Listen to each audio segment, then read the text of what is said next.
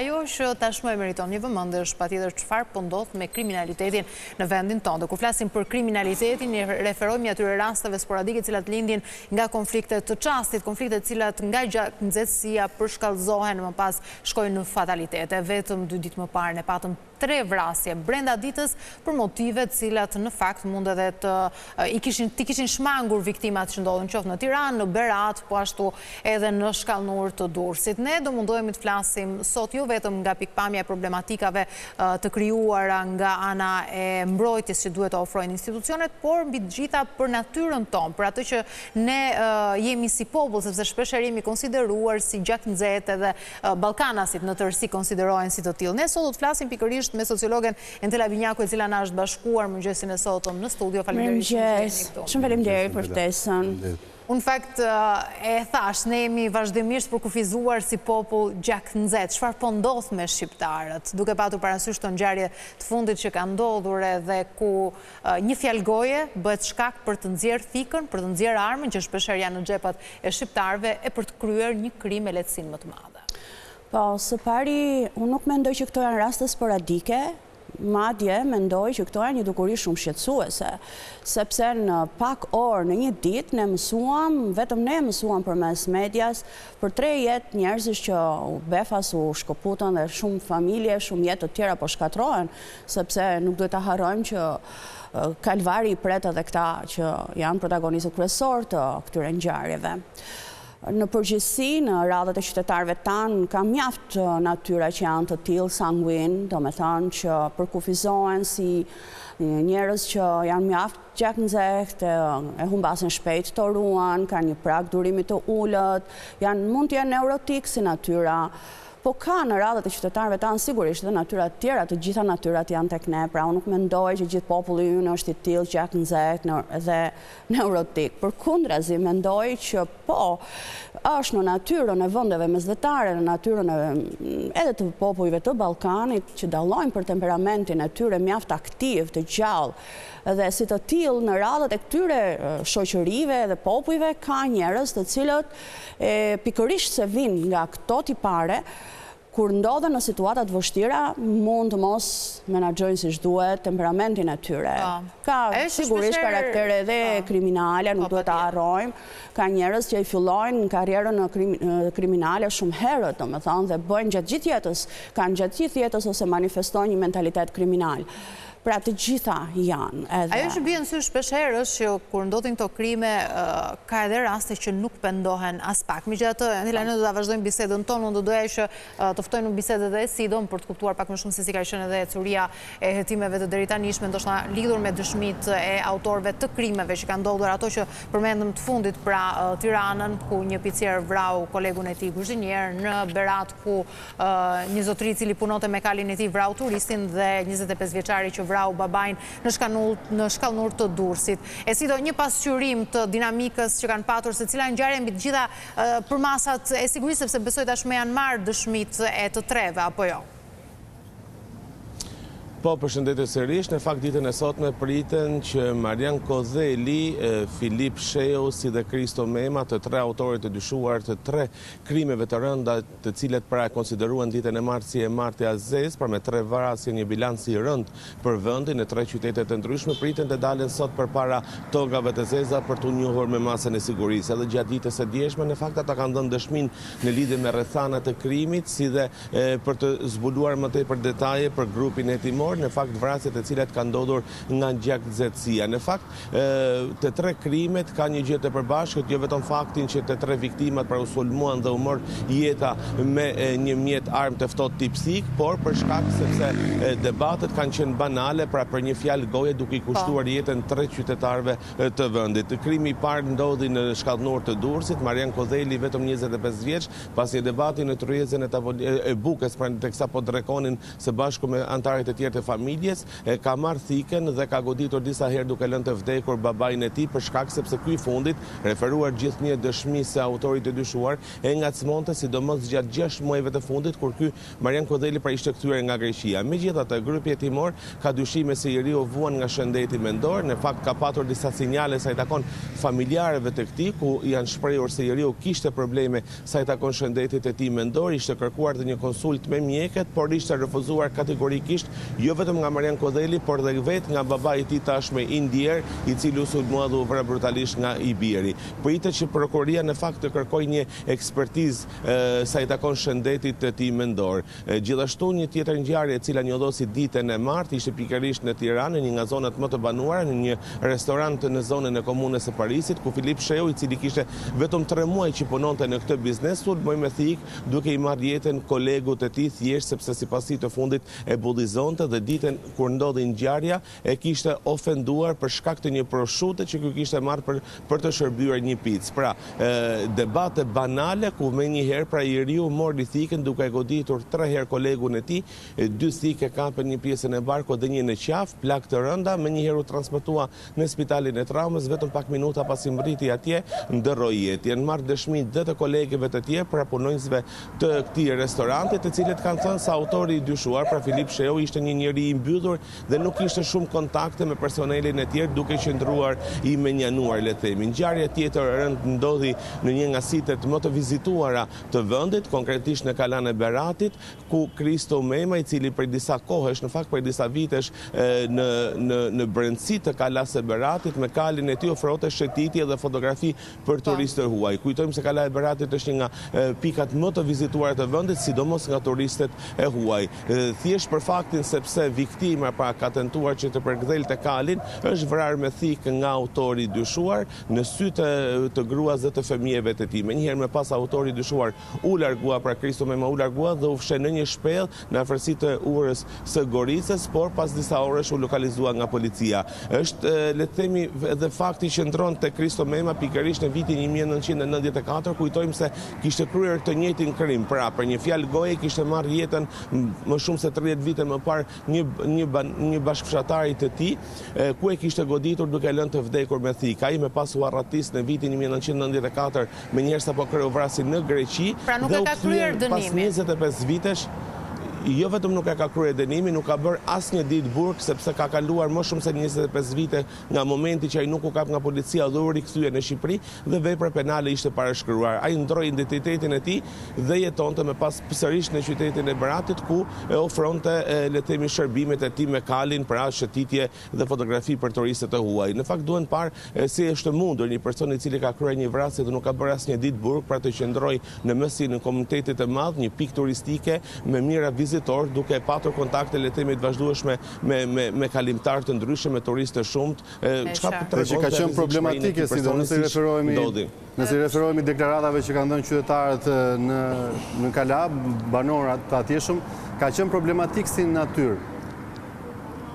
Në fakt të 3 autorët e dyshuar, të paktën referuar dëshmitarëve ose banorëve të zonës shprehen se janë problematik, qoftë në Berat, në Tiranë, por dhe në shkallënur të Durrësit. Megjithatë, pritet që avokatët të kërkojnë le të themi ekzaminimin mjekësor për të 3 për të vërtetuar nëse vuajnë apo jo nga shëndeti mendor, pra pala mbrojtëse e tyre për të përfituar në këtë mënyrë dhe një ulje të dënimit të tyre, i takon prokurorisë për të vendosur nëse në njëri prej këtyre provuan realisht nga shëndeti mendor apo jo. E qartë, mirësi, do të falenderojmë shumë për këtë pasqyrim të 3 ngjarjeve të rënda që lam 2 ditë më parë pas dhe që kanë sjell 3 viktima. Ne flasim ndalemi në një pikë në fakt që është interesante ndoshta për ta diskutuar, ku vjen puna tek ankthi, depresioni, tek këto sëmundjet e botës moderne, të kuruarit të këtyre sëmundjeve që zakonisht shqiptarët e kanë pak kompleks ta pranojnë që mund të vuajnë qoftë nga ankthi, depresioni apo të shkuarit tek psikologu apo tek psikiatri. Po, është e vërtet. Një pjesë të vërtetës është kjo, që lidhet me frikën prej stigmës, turpin, shqetësimin se mos të tjerët e gjykojnë, se mos ndjen të pakuptuar, se mos lihen më njanë ose se nuk angazhohen, nuk integrohen. Të gjithë kanë nevojë të punojnë, të jetojnë, dhe këta njerëz nëse kanë patur probleme të shëndetit mendor dhe janë të gjithë në dy raste në vendet e punës, i kanë bërë këtë punë për nevoja për të ushqyer. Pra, dua të them që situata për mendimin tim është më serioze se sa kaq. Pra, këto dukurit e botës moderne, si kundër ju i thatë, që janë të lidhura ngushtë me anktin, janë një problem real. Ne shikojmë sot qytetarë që nga njëra ndërgjegjësohen për të kërkuar ndihmë, por nuk kanë mundësi të ndjekin. Seancat e psikologu kushtojnë, nuk kanë para. Ka një pjesë tjetër që nuk kanë besim të shërbimet psikologjike, sepse nuk ju ambushin mendjen dhe ata që njohin, kërkojnë më të mirët. Mua së paku kjo pyetje më drejtohet gjithmonë. Kush është më i miri, aty duan të shkojnë. Dhe nuk arrin domethënë të aksesojnë të shërbime. Ka të tjerë që nuk shkojnë të psikologu sepse ju është thyer besimi. Pra, shërbimi psikologjik me gjitha është konfidencial dhe ka qytetarë që nuk e kanë besimin të këto shërbime se ruhet anonimati tyre ose konfidencialiteti tyre. Sa fajtori janë familjet në këtë drejtim? Nëse ne i referojmë rastet e 25 vjeçarit, që siç edhe e tha gazetari ynë Sido Barkaj, ishte kërkuar që të kishte një trajtim, le të themi, për problemet që ai kishte shfaqur nga ana emocionale, sidomos gjatë kohëve të fundit, por nuk ishte pranuar, qoftë nga ai vet, por edhe nga babai, i cili kishte dashur ta evitonte, le të themi. Qartë, prandaj unë them që problemet e më të thella, sepse si të themi, ne sot po flasim për një pasojë, por shkaku gjendet shumë thellë. Rasti konkret. Ai është 25 vjeç, mua më vjen keq që kjo familje tani më është bërë objekt, jo vetëm i diskutimeve mediatike që është një anë e vogël e çështjes, po e fakti se fëmia tani e tutje, i kësaj familje, djali, do duhet të ngrys vitet e jetës në burg, ndërkohë që një krye familjari nuk jeton dhe iku në një mënyrë të pamëshirshme nga fëmia. Pra, ku qëndron problemi tek familjet? Ka familje që kërkojnë ndihmë, e din që kanë një fëmijë me probleme të shëndetit mendor dhe që nuk arrin t'i bindin të kërkojnë mbështetje.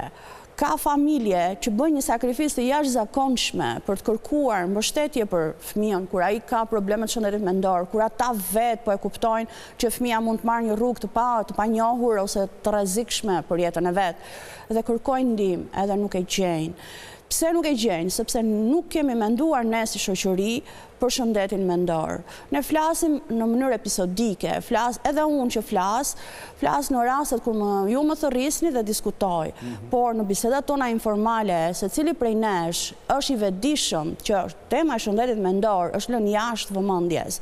Lexoja edhe një statistikë përpara disa ditësh kur dhe shërbime psikiatrike i kemi minimale, domethënë numri është shumë i vogël për nevojat që ka shoqëria moderne.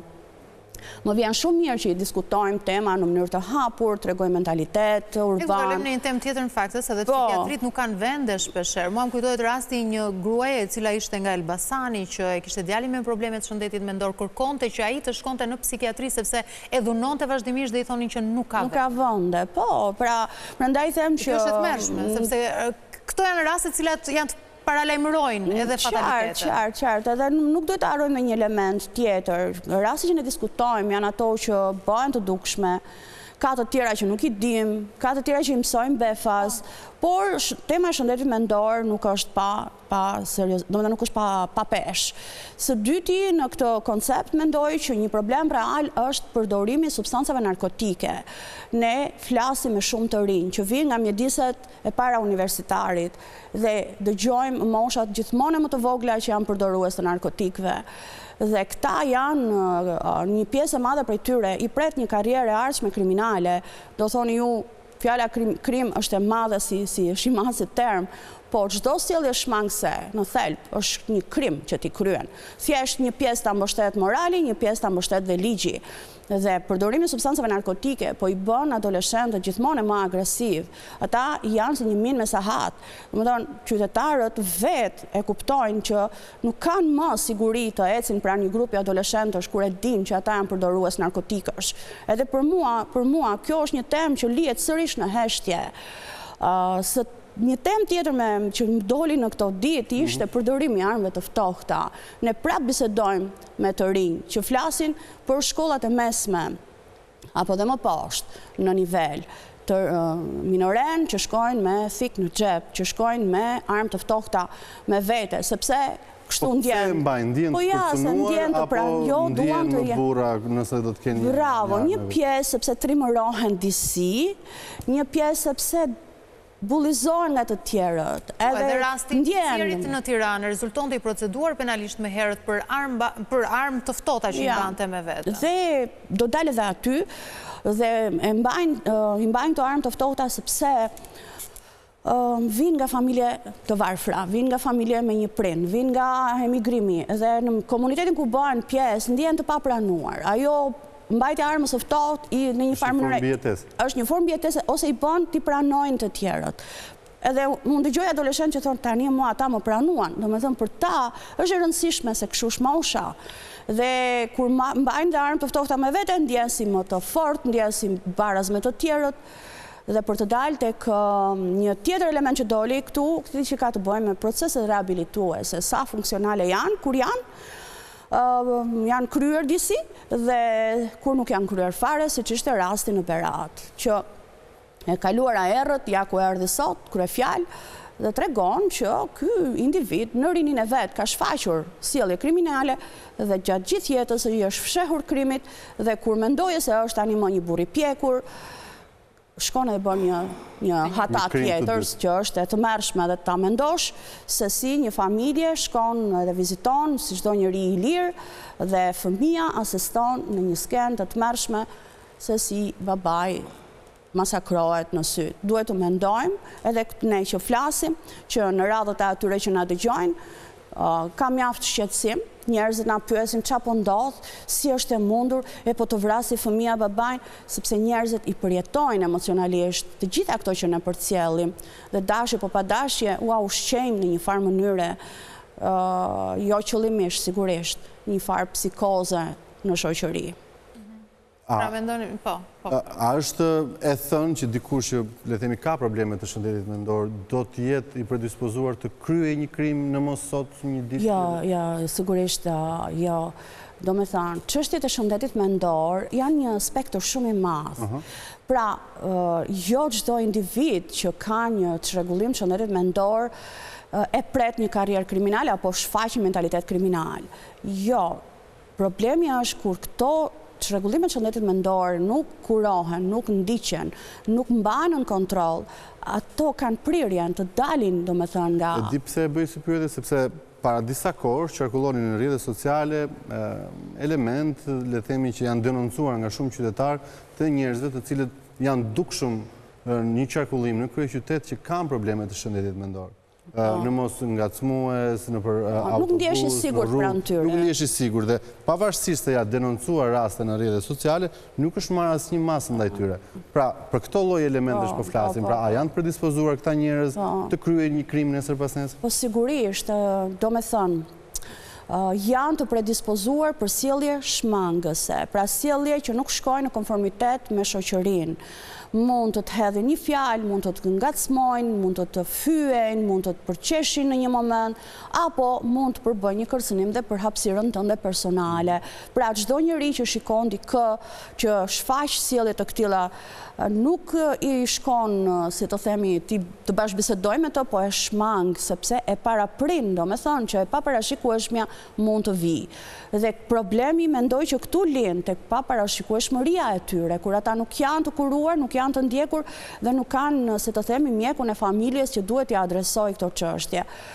Dhe për të dalë tek ngjarjet e ditëve të fundit, këto në një vetvete, këtë na vu në dukje që siguria nuk është për momentin kryefjalë, sepse të vranë, të ikën 3 jetë, të shkatëruan 3 të tjera, 3 familje, sa pjesëtarë të njohur kanë ata, me rëmëmon sa i madh është impakti, dhe nuk duhet ta harrojmë një javë më parë në Mans, dhe ato kanë familje, kanë rreth të njohur, me rëmëmon... Që ishin me armë vete, që... Ashtu dhe për të mos harruar sigurisht në asnjë çast, ngjarjen që ndodhin në gjykat ku të vritet një gjyqtar është, si të thuash, në thonjza të vrasës shtetin, ai nuk është një qytetar i zakonshëm, po ka një mbulesë të fuqishme që është pikërisht detyra që ai mbante dhe nuk u vra nga një rrjet kriminal mafioz siç mund ta imagjinojmë ne të frymëzuar ndoshta edhe nga shumë. Nga një qytetar i thjeshtë. Po, nga një qytetar i zakonshëm, i rraskapitur po ashtu, mbas edhe psiqikisht nga këto procese. Ne përmendëm pak më parë si shkaktar patjetër lëndët narkotike që shumë të rinj janë përdorues duke bërë më agresiv. Po nga ana tjetër besoj që ky është një reflektim edhe një mlefi që shoqëria po përmban për brenda. Po jo, çfarë po ndodh në këtë drejtim? Është një lloj depresioni social. E kuptoj dhe unë që shpesh herë njerëzve ju mjafton tepër pak për të kaluar atë kufirin e deri drejt marrëzisë. Sepse një pjesë e madhe qytetarëve janë të tej mbushur, revolta e brendshme është e pakanalizuar, një pjesë ndjen të pakuptuar, një pjesë ndjen të pashprehur, një pjesë ndjen pa perspektivë dhe si të tillë ekuilibrat mendor dhe emocional janë mjaft të brisht. Unë nuk dua të them që çdo individ që ndjet kështu apo kështu ka prirën të shkojë drejt këtij kufirit, kaloj këto kufi që po flas, por dua të them që ne në qoftë se duam vërtet të i shërbejmë kësaj shoqërie dhe të ardhmes veçanërisht se unë jo pa qëllim i solla në kujtes minorenët, nuk duhet të harrojmë që duhet kujdesemi për cilin do. Jemi më pak se 2.3 milion banor dhe jetojmë në një kontekst shoqëror ku gjithkush pothuajse njeh gjithkënd dhe i dhëm jeta e tjetrit. Dhe ne dëgjojmë raste, edhe kur jemi, fjala vjen jashtë Shqipërisë për të kuptuar se si duhet ta përjetojmë. Dëgjojmë njerëz që humbasin jetën nga krimi, por kur dëgjojmë që është shqiptar, ndryshe dhëmë. Absolutisht, po faktikisht ne shohim të prekura grup moshat ndryshme nga ky tension, nga ky mlef, nga kjo natyra jo tolerante dhe as pak e paqt, duke nisur nga raste si ai Martin Camin, që kishin bënë me adoleshent, për të kaluar te 25 vjeçari i cili ishte një i ri, e për të kaluar më pas te 63 vjeçari. Pra, shohim të gjitha grup moshat të cilat e kanë këtë, le të themi, natyrë as pak tolerante. Po, mungesa tolerancës është pothuajse e shtrirë kudo, sepse është dhe treguesi një farë niveli kulturor që kanë njerëzit. Fjala vjen, ti ndjesh i dhunuar, edhe kur je duke shprehur një argument, tjetri ta rrëmben dhunshëm, mendimin, fjalën ta ndërpret. Je ndjesh i dhunuar kur ti shkon në vendin e punës dhe shefi apo drejtuesi yt nuk do t'ja di fare se ti je një individ me gjak, me nerva, ke familje, ke shëndet, ke probleme, domethënë ke një jetë që çon përpara dhe ti dhe nuk do t'ja di fare se të ka ardhur dhe ty ajo pika ku s'po mban më. Shkon, fjala vjen, del në rrugë, ju se po i dëgjoja ato që po përshkruanit 4 minuta, 8 minuta, them drejtën, asnjëherë nuk i kam parë ato distanca. Do me thënë, gjithmonë kam dëshuar të trafiku që është një stres më vete veçanërisht në Tiranë në orët e pikut. është bërë shpesh shkak për... Po, sa herë konfliktohen, dua të them që është jeta e organizuar në atë mënyrë, veçanërisht në sektor të caktuar, që i tej ngarkon njerëzit. Si mund të punohet Entela në këtë drejtim? Unë besoj që nëse nisim që nga bankat e shkollës... Aty duhet filloj. Unë mendoj që po. Problemi është si të rrisim ne të kultivojmë një brez i cili të jetë më paqësor, më pak gjaknxet, më shumë tolerant. Mendoj që në qoftë se nuk e kuptojmë kështu, që në jetë, çdo njeri prej nesh është kalimtar, e vetmja që mbetet është Shqipëria dhe gjeneratat që vinë. Dhe në qoftë se nuk e shikojmë në këtë spektër, ne do të vazhdojmë mendojmë sot për sot. Dhe si të themi parashikueshmërinë dhe kemi shumë të kufizuar. Si duhet punojmë po me shkollat që të vegjël. Ne flasim me mësues që tregojnë për minoren që shkojnë në orët e mësimit të tej gjallë, do më thonë, mbi aktiv, sepse përdorin narkotik. Flasim me fëmijë, me minoren të klasave 9 vjeçares, apo të klasës 9, klasës 10, flasim për shokët e klasës që përdorin narkotik. Flasim, do me thonë, për gjenerata që ndjehen të frymzuar vetëm kur marrin narkotik. Flasim për gjenerata kur ndjehen të stimuluar nga njerëz që vinë nga bota virtuale, sa ata ati brezi i takojnë, lindu rritu me telefon, dhe që ju drejtohen me një fjalor të papranueshëm, një nivel të diskutueshëm të intelektit, dhe mbi të gjitha, duke i stimuluar se të shkelësh ligjin është shumë joshse, shumë interesante, të bën ty të pëlqyeshëm. Dhe nuk duhet të harrojmë që kur themi për shkollat, investimet në shkollat, në arsim duhet të jenë më të larta. Në buxhetin e shtetit duhet parashikohen se si do t'i edukojmë ta fëmijë, çfarë do t'i frymëzojmë ata për jetën, cilat janë profesionet që i presin dhe si t'i qëndrojnë larg rrugës. Ne kemi probleme me braktisjen e shkollave, me të mitur që janë objekt i sjelljeve të rrugës dhe kërcënohen lirisht, se janë të varfër, janë të parsimuar, nevoja si të gjithë të tjerët kanë, dhe për këta arsye investimet veçanërisht në arsim problemin e kanë se frytet i japin vonë dhe askush nga qeverisësit nuk ka kohë të presë. Nëse do të fillonim sot, do të na duheshin 20 vjet të themi të prezit. Që të merrnim investimin. Që të merrnim frytet e dura. Faleminderit shumë që ishit me ne. Unë ju falenderoj, shumë faleminderit. Faleminderit. Mirë, ne do të shkojmë në një hapësirë shumë të shkurtër publicitare.